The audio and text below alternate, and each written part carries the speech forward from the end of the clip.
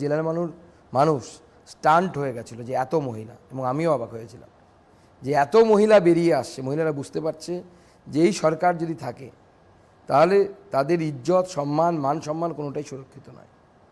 এবং শুধু সন্দেশখালী নয়, এরকম সন্দেশখালী, শেখ শাহজাহান অনেক না, বেশিরভাগ জায়গাতে আছে।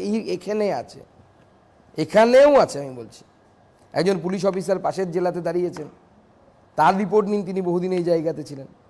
শেখ শাহজাহানের মতো লোকেরা তৃণমূল কংগ্রেসে প্রচুর আছে।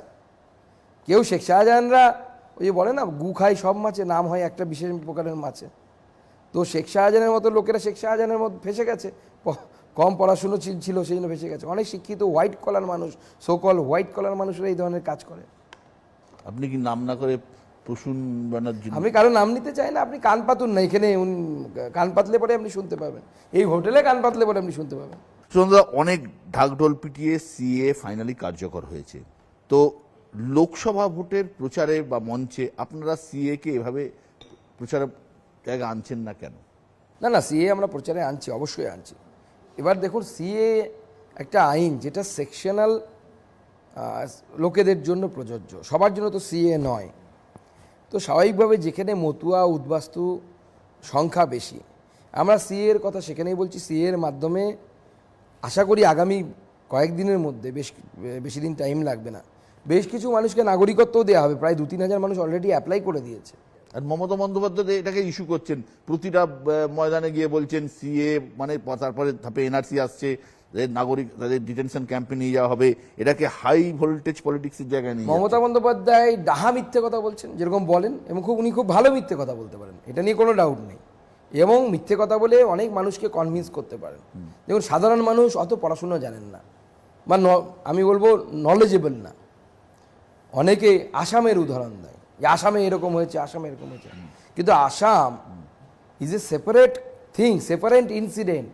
আসামে যে ঘটনাটা ঘটেছে এনআরসির জন্য, তো এনআরসি কেন আসামে শুধু হলো, এই উত্তরটা তৃণমূল কেন দেয় না? আসামে ত্রিপাক্ষিক চুক্তি হয়েছিল কার কার মধ্যে? রাজীব গান্ধী কার নেতা? মমতা ব্যানার্জির নেতা।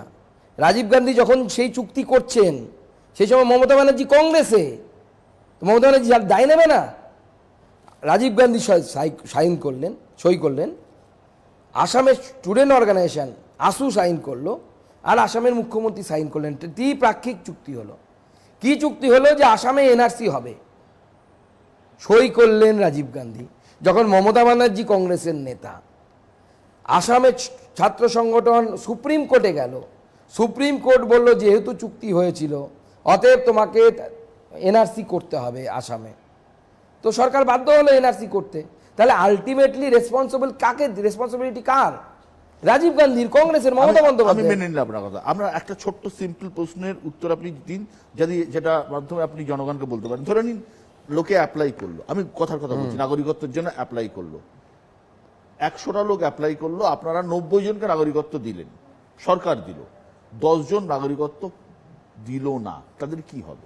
100 জন অ্যাপ্লাই করলে 100 জনই নাগরিকত্ব পাবে। কেউ পাবে না এরকম নেই। যারা পাবেন না মনে হচ্ছে আপনাদের, তাদেরকে আমাদের সাথে যোগাযোগ করতে বলবেন। সে তৃণমূল কংগ্রেস করলে পরেও তার নাগরিকত্ব করে দেওয়ার দায়িত্ব আমাদের। কোনো রিফিউজি, আমি আপনার মাধ্যমে সমগ্র পশ্চিমবঙ্গের যত রিফিউজি, কারণ আমি নিজে রিফিউজি পরিবারের সন্তান। আমার ঠাকুরদা 1947-এ বগুড়া থেকে এপারে চলে আসতে বাধ্য হন। আমার মায়ের বাবা ওপারেই মারা গেছেন, আমরা সম্পত্তি পর্যন্ত নিতে পারিনি ওপারের। জমি জায়গা সব ওই পারে রাজশাহীতে পড়ে আছে, এখনও হয়তো পড়ে আছে, হয়তো খুঁজলে পুরনো নথি পাওয়া যাবে।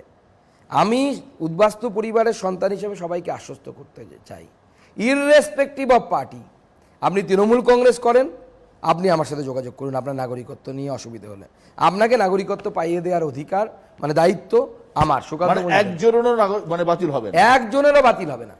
এবং যে মিথ্যে ভয় দেখানো হচ্ছে যে মুসলিমদের এই হবে, অমুক হবে, আমি মুসলিম সমাজকেও আশ্বস্ত করতে চাই যে সিএ এর সাথে না মুসলিমদের যেমন সম্পর্ক নেই, তেমন আমারও সম্পর্ক নেই। কারণ আমি উদ্বাস্তু পরিবারের সন্তান হলে, আমি জন্ম এখানে হয়েছে, আমি নাগরিক এখানে। যারা উদ্বাস্তু হয়ে এপারে এসছেন, আমার বাবা যদি বেঁচে থাকতেন, তাকে হয়তো অ্যাপ্লাই করতে হতো, কিন্তু তিনি বেঁচে নেই, অ্যাপ্লাই করার প্রয়োজন নেই।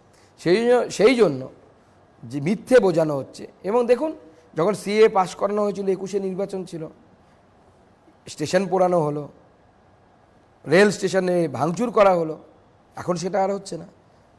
সম্প্রতি আপনি একটি মন্তব্য করেছেন, মন্তব্য হচ্ছে বৃদ্ধ বয়সে ভোটে হারানোর জন্য বিপ্লব মিত্রকে এখানে প্রার্থী করেছে তৃণমূল। জয়ের ব্যাপারে এতটাই কনফিডেন্ট আপনি? দেখুন, অবশ্যই আমি 100% কনফিডেন্ট।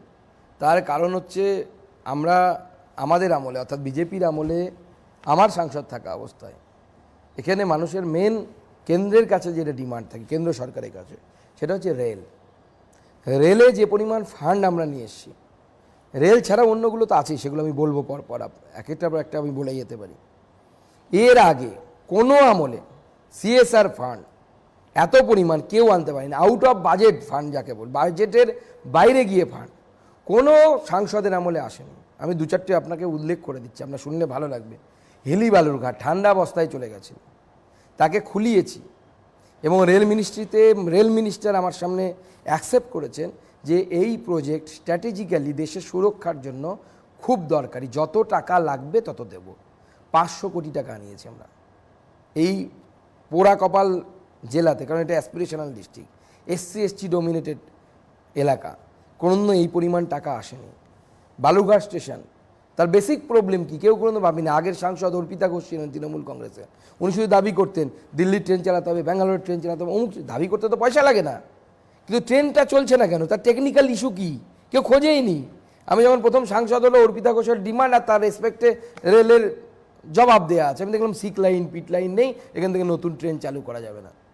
পড়তে শুরু করলাম সিক লাইন পিট লাইন কি, দেখলাম যে হ্যাঁ একটা জিনিস দরকার, যাহলে নতুন ট্রেন অরিজিনেট হয় না, এখান থেকে কোনো ট্রেন অরিজিনেট হতো না, শুধুমাত্র পলিটিক্যাল ট্রেন ছিল এখানে, যেটা মমতা ব্যানার্জি সেই সময় চালু করে গেছিলেন ভোট নেবার জন্য।